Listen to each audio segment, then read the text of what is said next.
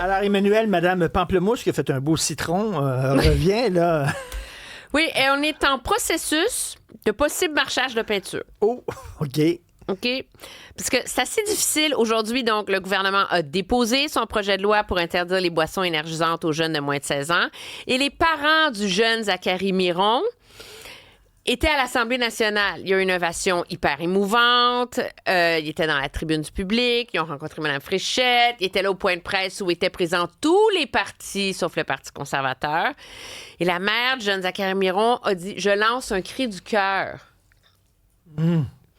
pour que le Parti conservateur ne bloque pas l'adoption de ce projet de loi. » Ça les fait mal paraître en maudit. Là, ils ont l'air des gens qui n'ont pas de cœur et qui sont insensibles. Tu sais, quand... Alors, là... Est-ce qu'elle a dit aussi, elle a dit que l'exemple du pamplemousse était peut-être mal choisi? Oui, ça, elle m'a dit ça hier en entrevue, que c'était peut-être pas une bonne idée. Mais, d'ailleurs, j'ai un aparté sur le soir du pamplemousse, mais je vais finir... Alors là, Maïté Blanchette-Vizina a rencontré les parents. Et là, il est sorti en point de presse en continuant à plaider qu'on ne pouvait pas adopter ce projet de loi-là à la vitesse grand V, qu'il fallait faire des études, entendre des témoins, machin. Mais finalement, elle a dit qu'elle pourrait s'abstenir lors du vote qui demande un consentement unanime pour qu'il soit adopté rapidement, parce qu'elle n'est pas sans cœur, ou qu'il y aurait moyen de trouver une façon d'au moins avoir une journée de témoins. Alors, tu sais, on sent là, que le ressac a été entendu. Oui. C'est du maudit niaisage. Et vraiment. Je pense qu'on s'est rendu compte que la base conservatrice, je ne trouve pas que c'est particulièrement édifiant. Et donc, que là, on commence à marcher sur la peinture. Mais on va vraiment s'accrocher jusqu'à la fin là, pour faire durer la souffrance collective autour de ça. Mais tu le dis très bien, tu l'as bien dit à de nombreuses reprises, le défi d'Éric Duhaime, c'est d'élargir la tente, pas rien que parler à sa base. Des croches de tes crinqués là, dans la gang. Là. Oui, mais moi, je suis même pas sûre qu'il parle à sa base. J'étais à la radio ce midi sur les ondes de BLVD, la station de Leclerc à Québec. Puis l'animateur, qui connaît bien son public, dit, écoutez, nous, nos auditeurs, ce sont des gens qui votent Éric Duhaime. OK? Il dit notre boîte de courriel, c'est 95% des gens qui sont furieux contre le Parti conservateur. Ah oui. Donc, tu sais, c'est un sondage non scientifique. Mais Emmanuel, quand tu sens même pas ta base, là, quand tu n'es même pas en accord avec ta base, c'est bizarre. Ça. Puis tout ça pour vouloir... Tu sais, puis on s'entend, il y a deux enjeux là-dessus. Là. Est-ce que le gouvernement aurait dû agir plus rapidement? Oui. Est-ce que le gouvernement Est-ce qu'il y a un risque à tourner les coins ronds ou pas tenir compte d'un potentiel, d'une idée secondaire en l'adoptant trop rapidement? Oui. Mais de pas l'adopter, sous prétexte qu'on pourra le faire au mois de septembre, excusez-moi les amis, là, ça n'arrivera pas. Parce que premièrement, l'Assemblée nationale va pas siéger avant novembre, au plus tôt. Il va y avoir un nouveau gouvernement, potentiellement, avec des nouvelles priorités.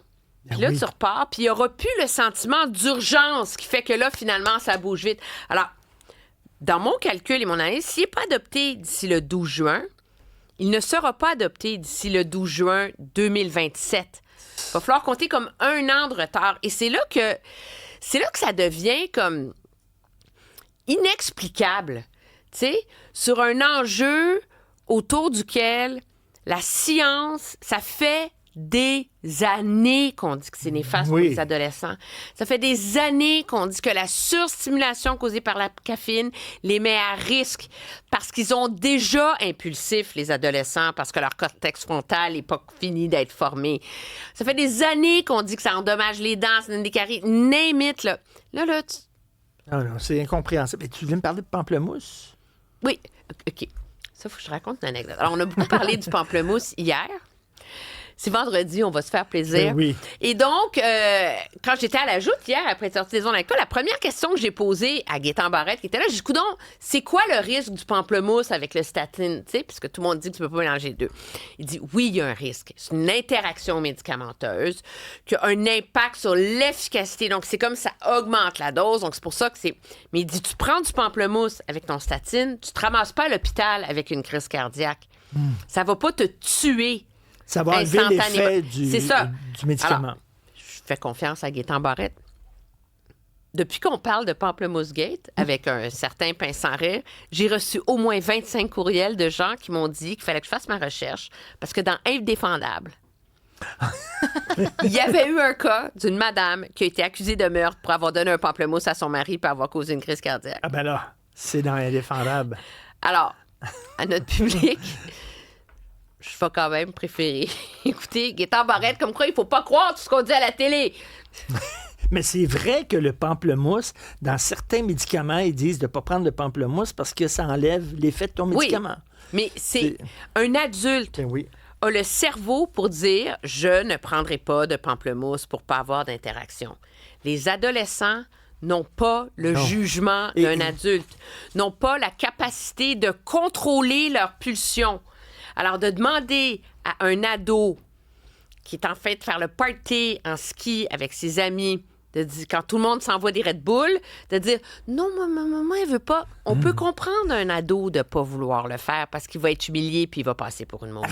Rapidement, tu parlais de Gaétan Barrette. Gaétan Barrette, j'ai demandé le dossier santé numérique. Il dit qu'il n'y aura aucun problème. Les gens sont anti-technologiques, ils sont paranoïaques. Tu vois, il va y avoir quelques petits glitches, mais il dit ça va bien se passer. Ça n'a pas l'air de bien se passer.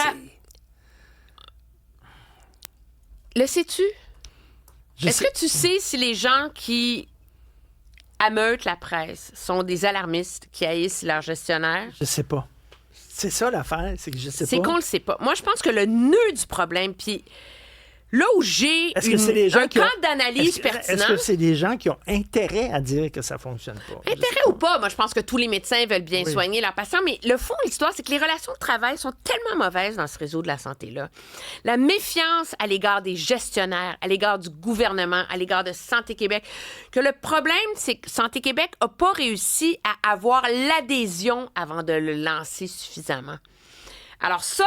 c'est une grosse partie du problème parce que tous les réfractaires sont crinqués. Ils vont le demeurer. L'autre, cependant, c'est que j'entendais des médecins, puis c'est là que moi, je pense qu'il y a une inquiétude ou un signal d'alarme.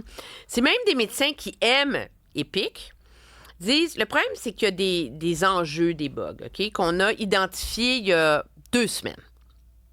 OK, là, l'histoire là, des patients qui ont leur congé de l'hôpital, puis finalement... c'est comme si la requête pour qu'il y ait un IRM ou des tests se perd dans les limbes. Il dit ça, là, il dit, le problème a été identifié. La solution a été formulée, puis c'est pas rentré dans le système.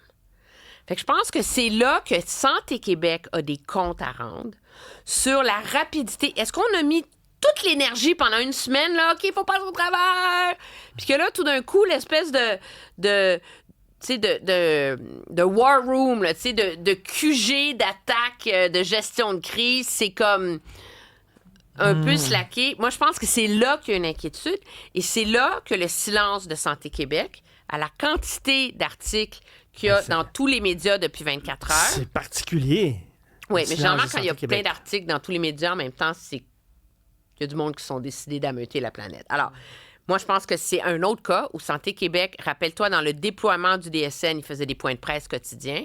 Comment ça se fait que, alors que tout ne roule pas sur des roulettes, on n'a pas au minimum un point de presse par semaine pour faire le point? Tout à fait. Merci beaucoup. On t'écoute au bilan ce soir, Emmanuel. Quoi? Bon été! Oh, bon été! C'est notre dernière! Bon été! Oui! Je vais m'ennuyer, c'est mon petit moment rigolo. On s'écrira et on se revoit fin août. Fin août. Profite de ton été. Profite de ton été. Toi aussi, ma belle. Merci.